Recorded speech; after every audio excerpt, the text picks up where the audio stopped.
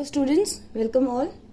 आज हम क्या करने वाले हैं, हमने जो लास्ट एक क्लास करी थी उसमें हमने 5.2 एक्सरसाइज के सिंपल क्वेश्चंस देखे थे जिसमें इक्वेशंस गिवन होती है और हमने मिडिल टर्म स्प्लिटिंग को डिटेल में पढ़ा था। फाइन, तो आज हम क्या करने वाले हैं, आज हम उसकी वर्ड प्रॉब्लम्स करने वाले हैं। मींस जिसमें हमें इक्वेशन फ्रेम करनी होती है, तो हमें क्वाड्रेटिक इक्वेशन खुद से फ्रेम करनी होती है। अलग अलग क्वेश्चंस आते हैं। ये सीबीएसई के पॉइंट ऑफ व्यू से बहुत ज्यादा इंपॉर्टेंट है क्योंकि जो आपके सेक्शन सी और डी वाले क्वेश्चंस आते हैं वो ज्यादातर वर्ड प्रॉब्लम बेस्ड आते हैं। क्यों, वर्ड प्रॉब्लम में क्या हो जाता है कि पहले बच्चे को इक्वेशन फ्रेम भी करनी है एंड देन ही और she have to apply the formula also and then calculate the answer. या फिर अगर वर्ड प्रॉब्लम नहीं आएंगे तो फिर थोड़े लेंथी क्वेश्चंस आते हैं।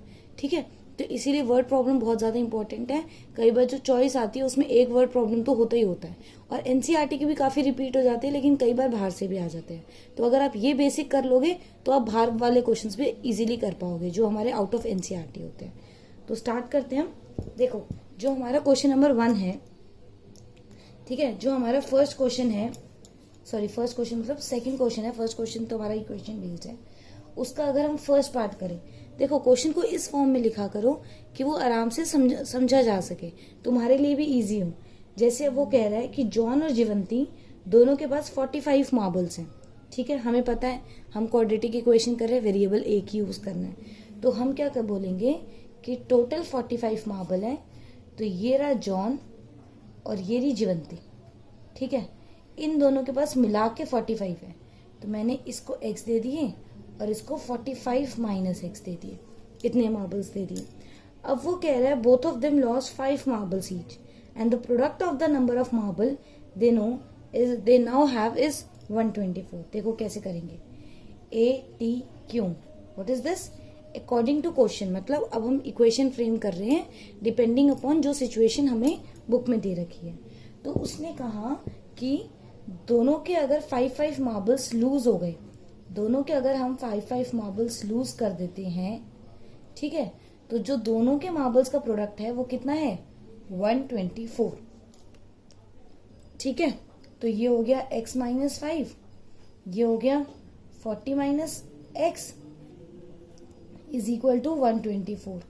तो 40x करो, इसका कैलकुलेशन पार्ट करो। कैलकुलेशन पार्ट कैसे होता है, इस x को पहले 40 से और x से दोनों से मल्टीप्लाई करो। तो हमारा आंसर क्या आ जाएगा, हमारा आंसर जो आएगा वो आएगा 40x minus 200 minus X square plus 5x is equal to 124। मैंने कैसे करा है, पहले मैंने x और 5 दोनों को 40 से मल्टीप्लाई करा है and then I have multiplied x and 5 both to x। तो ये कितना हो जाएगा, इन सबको देखो एक्स स्क्वायर माइनस में आ रहा है तो ये हमें थोड़ा अच्छा नहीं लगता। एक काम करो, इसको उठा के उधर ले जाओ। तो ये क्या हो जाएगा, प्लस का एक्स स्क्वायर, 40 एंड 45 उधर जाएगा तो 45x माइनस का 200 उधर जाके प्लस का 200, तो 200 प्लस 124 हमारा कितना हो जाएगा, दिस इज इक्वल टू 324। उधर का उधर है तो इज इक्वल टू 0। ठीक है, ये हमारी इक्वेशन बनेगी। अब इसके आगे हम मिडिल टर्म स्प्लिटिंग करेंगे। हम सभी सोच सकते हैं मिडिल टर्म स्प्लिटिंग का आंसर क्या होगा। तो हाँ, इसका आंसर आएगा 36 और 9। तो मेरे दो आंसर बनेंगे 36 और 9। पहले हमने डिटेल में ये पढ़ लिया है, इसी वजह से मैं इसको थोड़ा सा शॉर्ट में लिख रही हूँ। तो इसका मतलब क्या हो गया कि अगर x जो है वो 36 है तो 45 माइनस एक्स कितना होगा, 9। और अगर मेरा जो x है वो 9 है तो 45 माइनस एक्स कितना होगा, 36। तो इस हिसाब से हमें जो है क्वेश्चंस करने होंगे। ठीक है, आई होप सबको क्लियर होगा, ज्यादा कोई मुश्किल वाली बात नहीं है। ठीक है, तो अब हम इसका सेकंड क्वेश्चन करके देखते हैं। सेकंड पार्ट भी है इसका, हमारे पास सेकंड पार्ट भी है। ठीक है, बहुत इजी सा है। अगर मैं एक आपको रफ बताऊं तो टोटल 55 है। अब अगर हम एक को x ले लें और एक को 55 माइनस एक्स ले लें तो दोनों का प्रोडक्ट 750 है। तो ये थोड़ा सा सेम हमारे सेकंड क्वेश्चन के फर्स्ट पार्ट की तरह हो जाएगा। ठीक है, थर्ड क्वेश्चन हम करके देखते हैं। थर्ड क्वेश्चन में क्या अलग है, थर्ड क्वेश्चन में देखा जाए भी तो कुछ ज्यादा अलग नहीं है।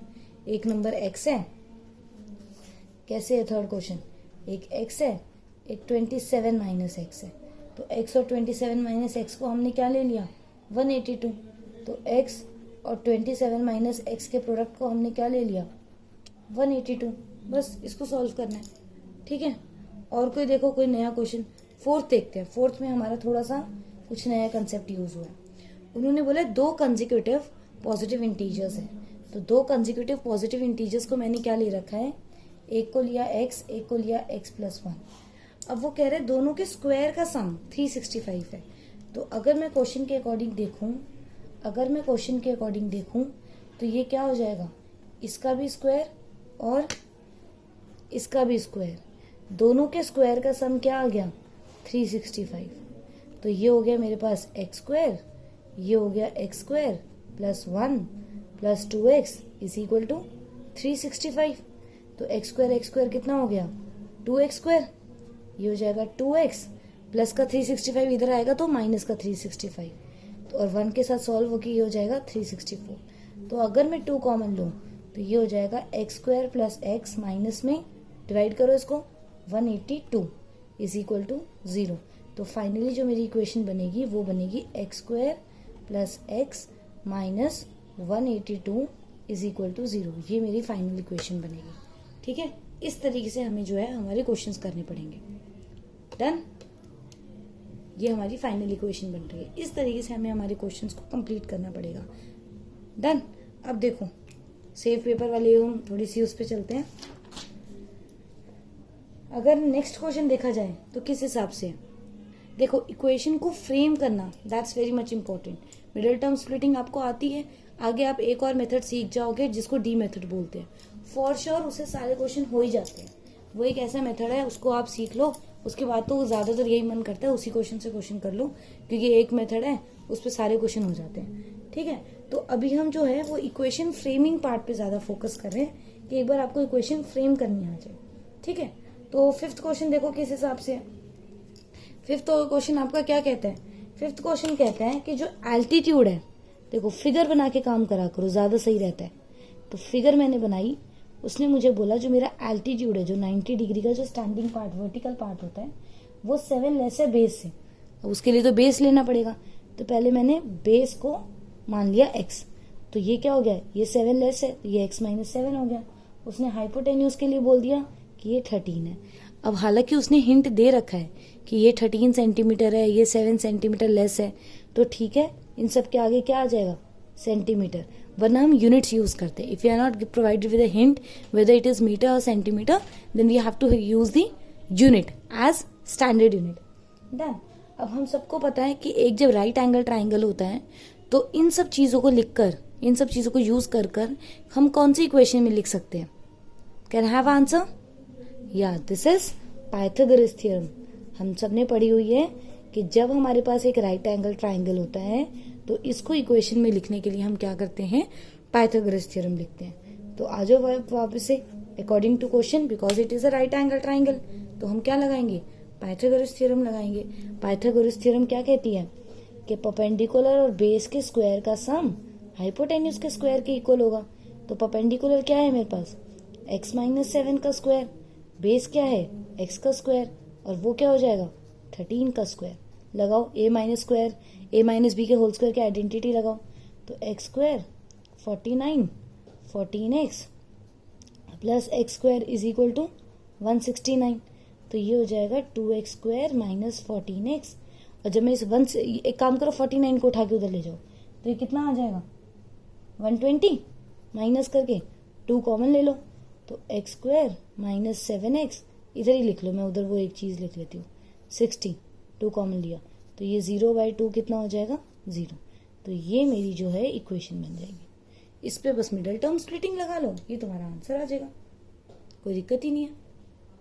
ठीक है, हो जाएगा, सिंपल क्वेश्चन से, कोई बहुत बड़ी बात नहीं है। चलो देखो, ट्री डायग्राम बनाने से आसानी हो जाती है। ट्री डायग्राम बनाने से क्या हो जाता है, हमें सिचुएशन थोड़ी अच्छे से समझ में आ जाती है। तो हम एक और डायग्राम बना के देखते हैं। एक कॉटेज इंडस्ट्री थी, उसमें क्या होता था, वो कहते थे कि कुछ x नंबर ऑफ आर्टिकल्स रोज बनते हैं और उनकी जो कॉस्ट होती है वो कैसे डिसाइड करते हैं, जितने नंबर ऑफ आर्टिकल बनते हैं, ठीक है, वो क्या करते हैं, जो कॉस्ट लेते हैं, जो रुपीज में कॉस्ट लेते हैं, वो क्या लेते हैं 3 more than twice the number of articles.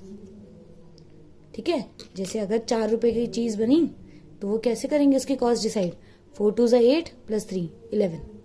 ठीक है, तो उन्होंने बोला इन दोनों का से जो टोटल उस दिन जो इनकम बनी, टोटल इनकम कैसे बनेगी, अगर एक मैंने 6 रुपए का बेचा और मैंने टोटल 4 पीसेस बनाए हैं तो 24, तो मैंने इन दोनों को प्रोडक्ट कर दिया तो 90 रुपीज की मुझे इनकम हुई। बस इसके अकॉर्डिंग इसको सॉल्व कर लो। ये रहा हमारा क्वेश्चन।